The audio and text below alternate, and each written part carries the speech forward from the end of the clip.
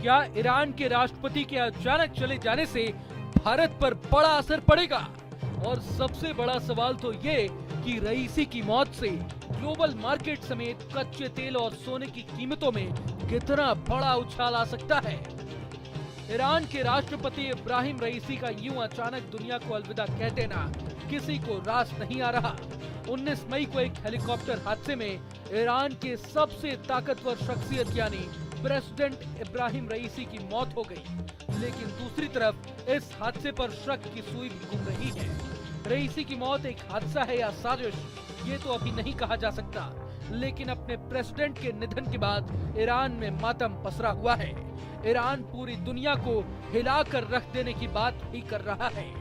तो वहीं दूसरी तरफ भारत समेत कई देशों ने ईरानी राष्ट्रपति के निधन पर शोक जताया है। प्रधानमंत्री नरेंद्र मोदी ने भी ईरान के राष्ट्रपति इब्राहिम रईसी की मौत पर शोक व्यक्त किया है और कहा है कि भारत इस दुख की घड़ी में ईरान के साथ खड़ा है। अब ये बात तो साफ है कि भारत समेत तमाम एशियाई देशों के लिए रईसी का चले जाना एक बड़ा झटका है। लेकिन यहाँ सवाल ये भी उठता है कि क्या इब्राहिम रईसी की मौत का असर भारत ईरान के संबंधों पर भी पड़ सकता है। हालांकि इब्राहिम रईसी को एक कट्टरपंथी नेता के रूप में जाना जाता है, लेकिन 2021 में ईरान के राष्ट्रपति बनने के बाद भारत के साथ उनका संबंध काफी अच्छा रहा है। हाल ही में ईरान ने भारत के साथ चाबहार पोर्ट के लिए 10 साल की डील भी की है।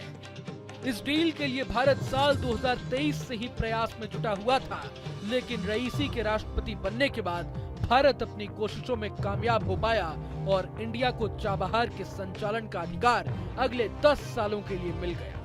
चाबहार के लिए हुए इस समझौते को भारत का चीन के बेल्ट एंड रोड इनिशिएटिव यानी BRI का जवाब भी माना जा रहा है।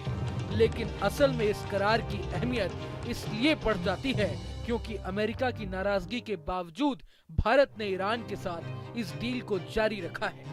अमेरिका और ईरान के बीच कैसे रिश्ते हैं ये तो किसी से छिपा नहीं है। यही वजह है कि अमेरिका इस डील को कभी नहीं होने देना चाहता था। इसे रोकने के लिए अमेरिका ने भारत पर कई तरह के प्रतिबंध लगाने तक की धमकी भी दी थी, लेकिन वो अपने प्रयास में नाकाम रहा। यहाँ गौर करने वाली बात यह है कि भारत ईरान संबंधों को और मजबूती देने के लिए रईसी अगले महीने भारत भी आने वाले थे, लेकिन भारत दौरे से पहले ही उनकी मौत हो गई। रईसी के बाद अब दोनों देशों के बीच संबंध किस दिशा में जाएंगे ये देखने वाली बात होगी। अभी तक तो हमने ईरान और भारत के संबंधों की बात की, लेकिन अब ये भी जान लेते हैं कि रईसी की मौत वैश्विक बाजार को कैसे हिलाकर रख देगी। दरअसल ईरानी राष्ट्रपति की मौत से तेल सप्लाई चेन पर असर पड़ने की आशंका जताई जा रही है।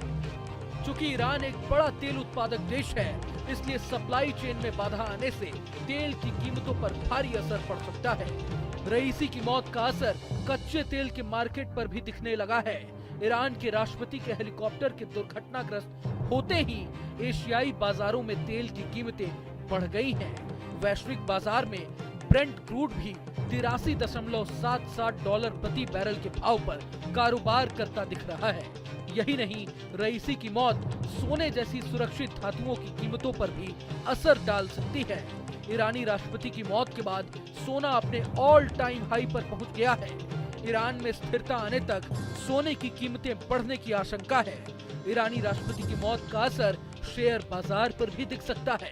रईसी की मौत से ईरान की राजनीति में आई अस्थिरता और आर्थिक नीतियों को लेकर असमंजस की स्थिति का असर स्टॉक मार्केट पर देखने को मिल सकता है। अगर आपको ये वीडियो पसंद आए तो लाइक करें और चैनल को सब्सक्राइब करें। वहीं तमाम बड़ी खबरों के लिए देखते रहें न्यूज़ नेशन।